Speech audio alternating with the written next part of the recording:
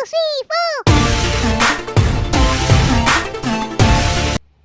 everybody, it's Christian from Triple C Mamba Games again. So on today's edition of Comic Books number 2, this is my second actual video going through the collection that I've amassed over the last few years. I know it's been about 2 weeks, 3 weeks. I was really hammering out the last little bit of my college work. I finally finished on Friday, so I am now a master graduate, or a graduate of master's degree, I guess you want to call it, from Liberty University. So I'm super proud of myself for that one. I think I got a 3.87 GPA on it. Yeah, I was really hoping for that gold and silver medallion, but I ended up getting a B. I had a really bad teacher a few weeks ago that or I guess a few months ago, that kind of drove me kind of insane about it. But anyways, let's get this ball rolling. So today I'm going to go over a few older comics. We're going to go over some like horror-based comics, mystery-style comics that I want to know back from the 70s, just kind of go over some of those. And then I'm going to go into a couple different comics. I guess you want to say like kind of like the Boy Wonder, essentially, just a little different. And then I'll top it up with another, with the newer set from 1994. Beautiful art books, and I can't wait to show you those. I mean, people probably have been pretty knowledgeable on these books, but I just want to show you how nice, I guess the nice copies that I have, and why I like those books specifically. All right, so we're gonna start off with the House of Mystery from August of 1970. It's number 187, right? So here is the book itself. You can see I do have it nicely bagged and boarded. I have my blue tape on the back, like I always preach, blue tape, not the clear masking tape, please. Standard white backing board. Now these books being in the 70s, they're more of like a silver bronze age style book, so they are wider. In addition, you'll see here, like this book here, I put them the same, but the book is not as wide. So you'll see the book here goes pretty much all the way to the edge. They can be difficult to slide into these, but I buy silver-based books and bags and boards. They present well, in my opinion. You can see here how that presents. The book is probably more of like a 5, I would say. It's not in perfect condition by any means, but that's okay with me. What I like about this is the artwork. The artwork's incredible. And I just like to see how bright this, so you see her hair, super bright. I mean, that just kind of makes the whole picture. And just the way it looks at it, it's just different. I have not read this book myself. So I'll take a look and see if we can do detail here and what the book's about. So this book here is from 1970. Doesn't actually give me a synopsis of this specific book, so obviously it's 187, so it's down the line. But I like the way the cover looks here. I've had this in my collection for a pretty long time. I don't even remember actually picking this book up. So at some point in time, I have picked this book up here. The one thing I like about this book here, it's a Neal Adams cover, and so that's one reason I like it. I like his artwork, especially from the 70s and 80s.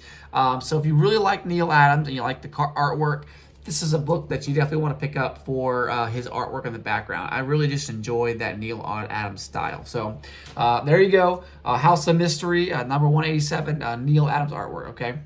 So we'll go on to the next one here, and I'm going to put them in my case as I'm doing this, just so I can keep them in order. That way, I keep them all nice and neat here. So we're going to go on to the next one here. Next one, it's another older comic as well. I do like these here, and I'm really trying to get the first couple. I only have number 3, 5, 10, and 17, and I'd like to get a few more, especially, I think let's see which I'm looking for here. The one I'm really trying to snag down is, I believe, number 14? Number 14? Yes, number 14, and that's going to be one of my top books to get. But anyways, we'll go in here and I'll take it. So from 1969, there's a series that came out called The Phantom Stranger. And it's a really nice sought-after book set. It's a Silver Age version of The Phantom Stranger. And number 1, which I don't have currently, is with the second appearance of Phantom Stranger in the Silver Age. And so it's pretty cool to kind of see that. I don't have number 1, but I do have number 3, One thing I like about number 3 is obviously it is an older style book. Number 3 is also a Neal Adams cover. And number 3 is from 1969. Great looking book. It's a DC style book. Again, you can see it's a silver style book. It is wide as the backing. I do have a blue backing tape as well. Just make sure I'm keeping up my consistency. This book's in a little better condition than the previous one.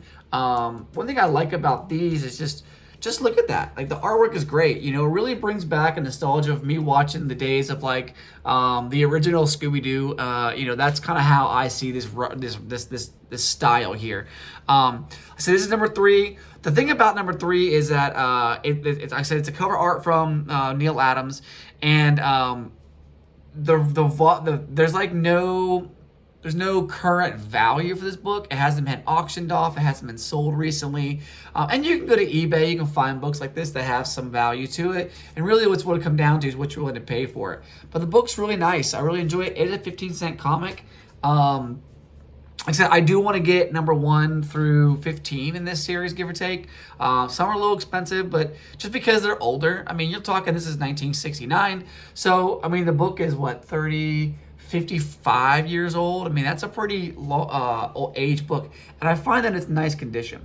I think that people my age, and I'm only 38, but I think that my age and younger really don't value this style of comic books. I mean, just such a big deal that everyone wants the new craze. They want, I want the new Batman. I want this. And it's like, I want these variants, and I want, all these, San Diego Comic-Con versions, which are great. They're awesome and stuff, right? But they're not the same as this. This is nostalgic. This is history. And I love it. And I hope to one day to pass these books down to my kids, and they can say, wow, these books are 80, 90, 100 years old, and I can't wait for that to happen. Is it going to be like Action Comics 1? No, it's not going to be like that, but it's still kind of nice. With each passing year, there's less and less of these books available, less and less of them that are actually kept in good condition, so I really want to keep this artwork going. But again, Neal Adams artwork, I do like this here. All right, we'll go to the next one here. So I have Phantom Stranger on number 5. And number 5 is also, again, Neal Adams artwork. And so you'll see here again, 15-cent comic book, wide base again, Silver Age. Just look at that backing. I like this here. The gentleman is walking away. Looks like he's walking out of the water. It is. And I don't know, it just looks different, creepy for sure. Looks like a Elmira up here. Elmira, I think her name is. So anyways, I think it's pretty cool. It just kind of shows a different style of artwork. I mean, it's something that you won't see in comic books today. But Neal Adams, one of my all-time favorite comic book cover artists. And this is, I'm telling you, the reason why right here. It's just such a great looking book. Really good condition for the most part. This one came out in 1970. And again, no real value on this one here at the top of my head. I could probably look up eBay and kind of find out what the going rates for it, but not necessarily too worried about that one. But this one here, the synopsis of this book here, The Devil's Playground. So that's kind of neat. Kind of give you a little bit more about this here, The Devil's Playground, I guess. I'll actually go back and look at the previous one and see what that one has in there for number 3. I was curious. I don't think I put anything in there for... it did. So we'll go back to number 3 real quick. So under number 3, the premise here is, How Do You Know My Name? Reprinted from the Phantom Stranger Volume 1, issue number 5. Dr. 13, No Such Thing as Ghosts. Reprinted from Star Spanged Comics 126, The Phantom Stranger, Someday in Some Dark Alley. So Someday in Some Dark Alley. So this book here has 2 different variations from previous volume number 1s, or the volume 1. And so it's kind of neat that they took the original comics, kind of repurposed them, put them in this one here, and then kind of went out that way here. I thought that was neat. So there you go. All right, some neat comics there for that. Then we'll go on to the next one here. Next one's actually one of my most expensive of this series here. It is Phantom Stranger number 10. And so we'll push on through 5, 6, 7, 8, 9. 9's a really nice one. It's the first appearance of the Obeah Man, a Haitian black magic practitioner. Wouldn't mind getting that book as well. But the reason I like number 10, again, it's a very... nostalgic looking book. This is actually a first appearance in this book here. It is, again, a Neil Adams cover. The writer for this book here is Jerry Conway, okay? It came out in December 1970. So this is number 10, The Faintest Stranger. Now, this might be a more familiar cover art for some people. You can definitely see you got the enemy up here, and I'll walk up the stairs. This is I guess it's like a nostalgic aspect of this comic book, but really, really cool. This book at a high grade goes for about $225, maybe more, maybe less based on the art. But this is actually a pretty decent book. I would say my cover is probably in mid to low grade, so probably somewhere around $80 for it. I mean, I do have some splitting on the, not always some splitting, but just some, you can see there, some ticks on the spine there, a little damage here. And then I have just some, right here, you see crease on my book. But it's pretty good. It's a 15-cent comic again. The premise of this book, though, and I'll give you an example. So the first appearance of Tanarak, a master alchemist, comes from this book here. And so it's a very prestigious individual. So the synopsis of this book is called Death Call Name, Not My Name. We talked about it here. So it's a backup story from Charlie's Crocodile. So the backup reprint story, The Bewitched Clock. Letter to the editor from Comics Colorist, okay? And so it's kind of neat, just kind of have a little detail behind the book here. Like I said, I've never read these books. I'm kind of actually afraid to open these books up. I bagged them, boarded them, and I just haven't read them. And I really probably just need to go back, get my white gloves on, and read the book. And just so I have an idea, I take the more pride in these books here and go from there. But yeah, now that I have my schoolworks done, I do have some more time on my hands. So I'm probably going to go through my collection, start reading some of the books that I have not had a chance to read since I've had them. But anyways, great cover art. I just like the way that design, pretty nice. All right, and then we'll go to number 17 is the last one I have in this set. Number 17, okay. It's another first appearance here. So number 17, again, I believe this is going to be Neil Adams cover. Okay, this is from 1972, February, and it is, again, Phantom Stranger number 17. And he's running down the steps for some reason here. Obviously, there's Phantom Stranger on the backside here, and he's running away. And this is actually a 25-cent comic, and the reason being is it's at 48 pages. So this actually book is like twice the size of the other ones I showed you before. It's, again, a Silver Age base. It's wide again as well, and it's a DC variant comic. This is actually the first appearance of Cassandra Kraft. She's an ally for Phantom Stranger and an occultist. So it's kind of neat. Phantom Stranger in this volume 2, gets one of his first, accomplices or allies to assist him as he goes through and takes down the bad guys in the series. So that's pretty neat. Definitely tell his mouth is wide open. He's definitely scared for his life, and go from there. But I don't know the premise, but it's pretty neat. I do like this book here. The only thing I have bad about this book is that it definitely isn't in super great condition. You'll see here that the corner is pretty rough down here. And so I'd probably say in high grade, the book is about $55. In a mid to low grade, it's between $5 and $15. So that's kind of where I invest this book somewhere at that $5 to $15 range. But remember, as it gets older and needs to come less and less, book is a good book, becomes a little harder to get a hold of. All right, so that's my Phantom Stranger series, and I'll put that back away here as well. Let me know what you think about those books there, right? I take pride in my books, as much as they're not super, some of the old books are not, in perfect mint condition. It's still nice to have them in your collection and talk a little about them as conversational pieces going forward. So, I see, when you're unaccompanied, solo cups are the way to go. I just wash them and I throw them away whenever I need to. So don't judge, okay? Don't be judging. So one of my other series I really enjoy is actually something I've read the first book. I haven't read the rest of them, but I really enjoy the book itself. I thought one day I would get all of these books. I just had not got them. I think there's 60, I'm looking at here. There's 60 books in this series, looks like. So anyways, this is going to be called Kamandi, the Last Boy on Earth, right? Pretty neat. It was just kind of similar to makes it like a zombie apocalypse, but there's no zombies in it, obviously, right? So things happen. He ends up being the last boy on the planet, and he has to navigate that. Whether it's flooding, whether it's natural disasters that happen, or whether there's other animals and creatures that he meets throughout his journey. It's pretty interesting that this is kind of like, in my opinion, way ahead of its time, because we like to think, what if we were the last one on Earth? What if we were on an island by ourselves, right? This book here kind of gives you a detailed story about what would happen if you were the last boy on Earth, right? So this is actually from 1972. This is number 1, okay? This is the first appearance and origin of Kamandi, okay? And it's the first appearance of Ben Boxer, Dr. Canis, and the Great Caesar. So this has got 4 first appearances in it, which is pretty nice. This book at a high grade goes about $110.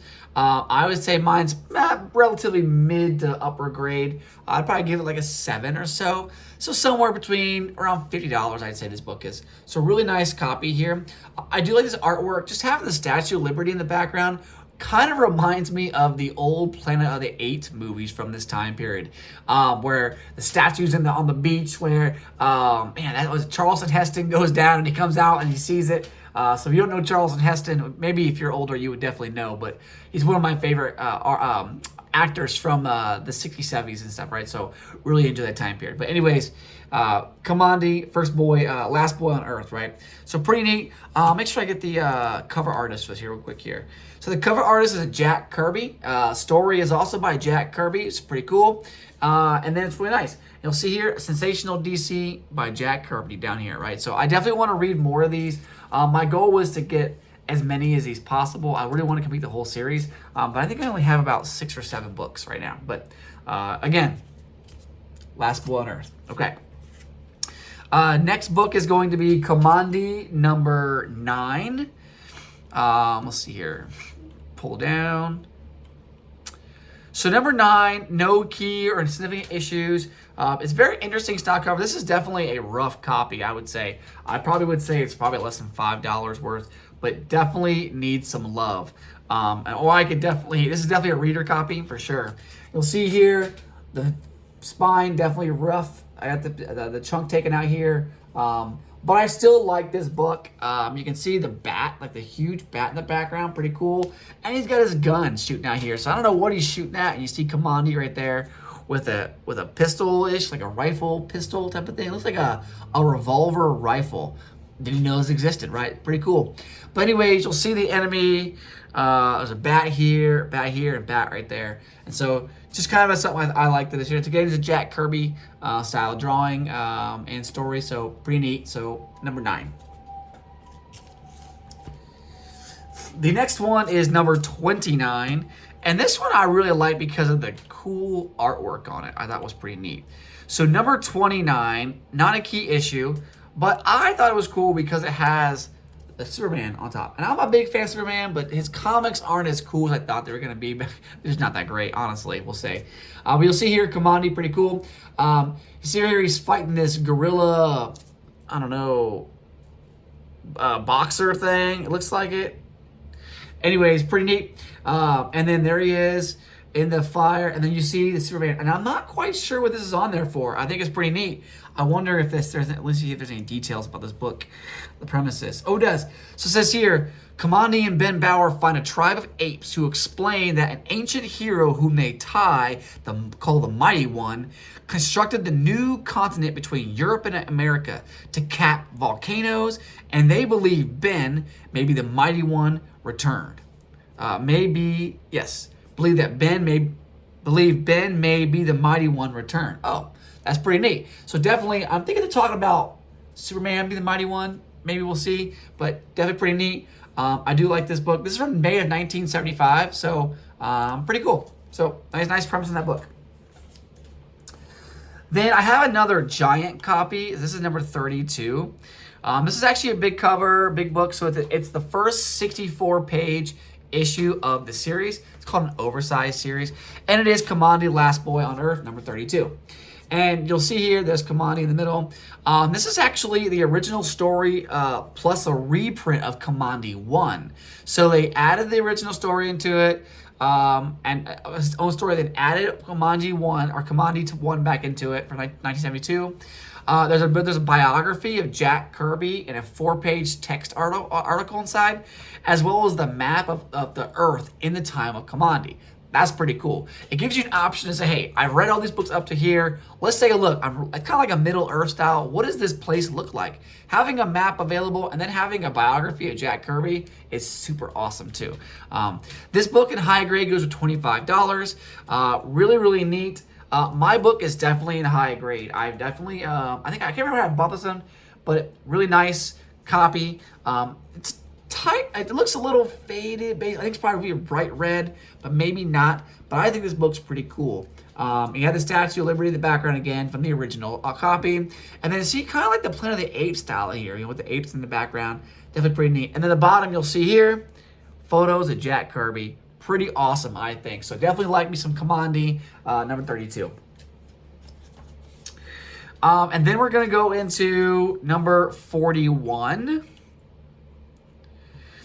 Number 41, it's a non-key issue. So I'll go over some of the synopsis of it just so we know. It's a Jack Kirby issue from May 1976. This is interesting. This is the first time I've seen on any of the covers where it looks kind of modern. And that's because it has a car on the front. Something I haven't seen in any of the other books, right? So it has a car. Again, he has some creatures here that look like giant rats that are trying to take him down. And there's Commandi kicking some butt as usual, right? And it says Hollywood on the background. So anyways, this here is, so Commandi, Amma, and Dr. Canis arrive in Hollywood, California, right? They are shocked to discover that the city has remained perfectly preserved ever since the Great Disaster. Suddenly, a group of rats open fire upon them from a mountaintop with their bazookas. Dun, dun, dun. That's all I'll read. If you're interested in this type of story, we'll take a look at it. But it's actually pretty lengthy. They have a really nice synopsis inside Key Collector app on this book specifically. So I think it's pretty cool. It's also a barcode here. So you see the barcode on the book? This is actually one of those newsstand style barcodes. There's no direct edition you'll see right there. Just tells you the numbers and a barcode it up. So I really like this book. Very glad I have this in my collection. So that is actually all the books I have for Commandi. So almost about halfway done with this video. We'll take a look here. I'll put these books away real quick, so give me a second.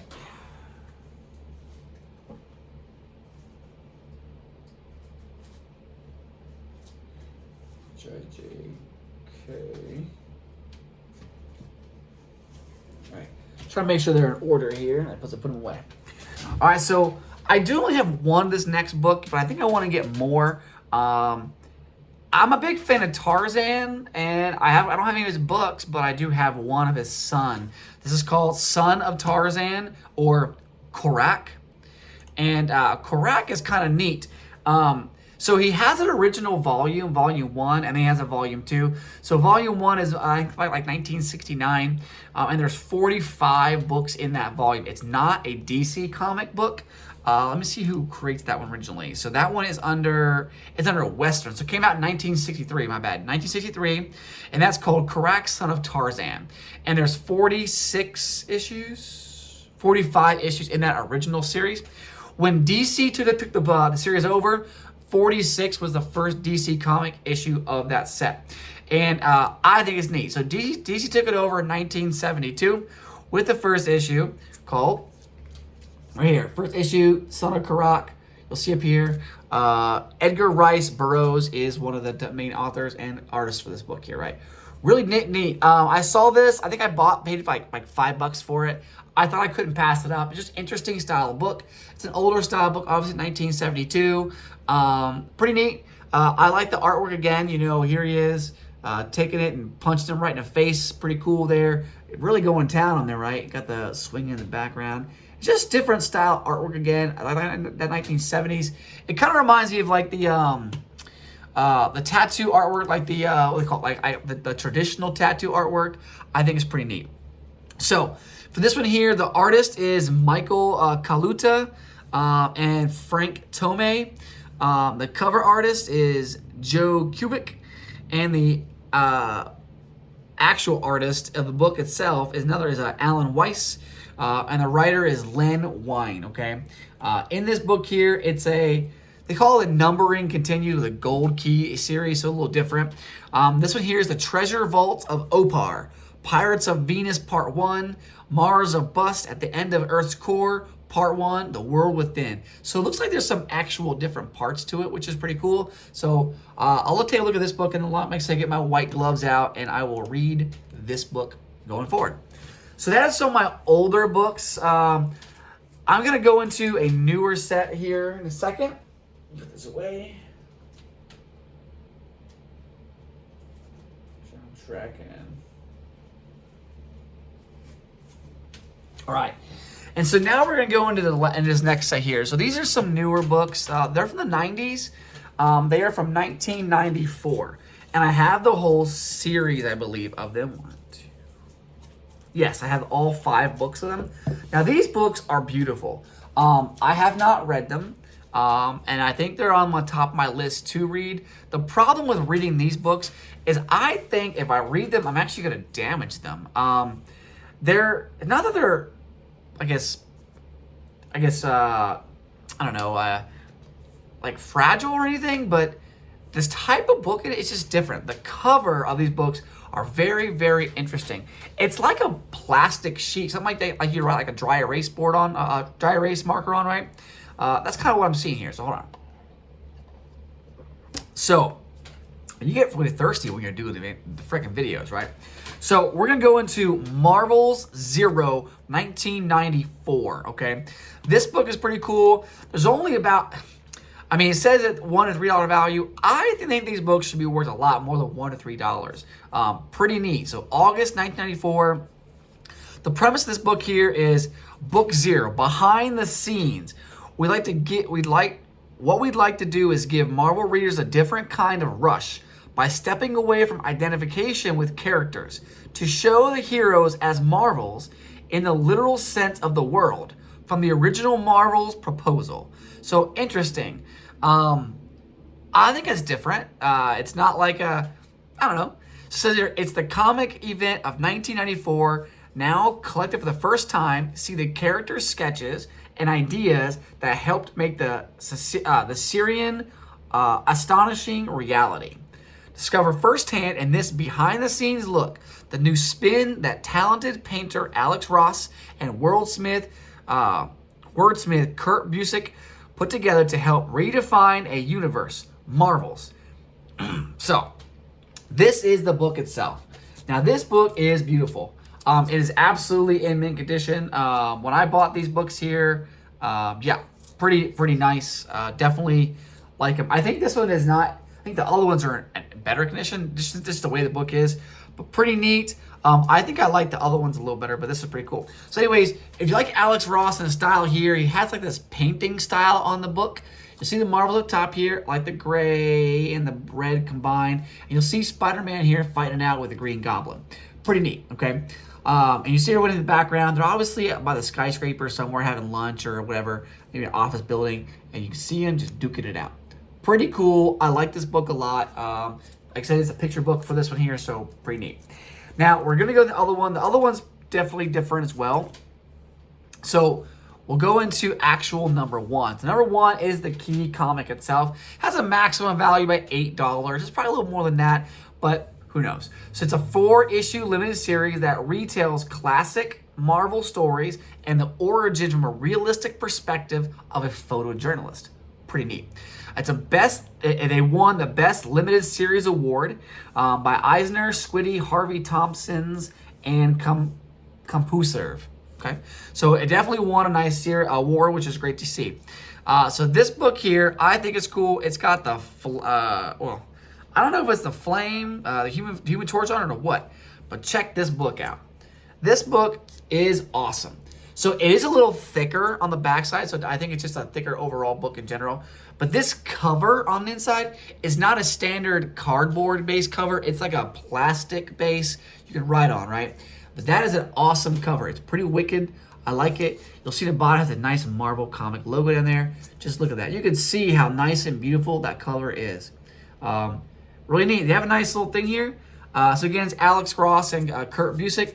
It says here, If this focuses on the thoughts of a new photographer named Phil Sheldon, and therefore shows Marvel's history through his eyes and the eyes of the public. The bystanders had seen the stories in the paper, seen them, chuckled and dismissed them. But it's one thing to read about the impossible, and it's another to look it in the face. That's pretty cool. So if I was like, say I'm Peter Parker, right, and I'm taking the photos everywhere, but what's it like from my eyes? That's pretty cool. So basically, this story's going to go through the eyes of Phil, what he sees, what he doesn't see, and I'm looking forward to reading that book here in the near future. Pretty awesome, but beautiful looking cover. Definitely like that. I love that cover. So now I had to go do one that I actually have signed, and I don't know who signed. I think I have it signed. I'm not sure who signed it personally. Let's take a look and see here. But it's a beautiful cover. It's a non-key issue, but I think it's one of the most beautiful covers, at least in my opinion. Anyways, so Marvel's number 2, book 204. I think it might be Alex Ross that signed this book. Actually, it is. It's Alex Ross and Keith. So, pull this up real quick. Details. So here, bam. Looks like it's Archangel almost, or has the wings up top here, right? Carrying the child, and you'll see the signatures. This is Alex Ross right here, and this is Keith, or Kurt Busick, my bad. Sorry, Kurt. So that's pretty cool. I do have a certificate of authenticity on the back as well. This is from 1994, June 4th and 5th. So it says here, this is to certify the accompanying autograph is authentic and was obtained at the Great Eastern Conference New York Comic Con on the weekend of June 4th and 5th of 1994. So that's pretty cool that I have that there, and he was signed it. And I think it's nice to have the sign. I would prefer to have number 1 signed, but I think the color just pops out more on this book here. Beautiful book. Again, it has that different cover on the front, just a different material, and I think this design is fantastic.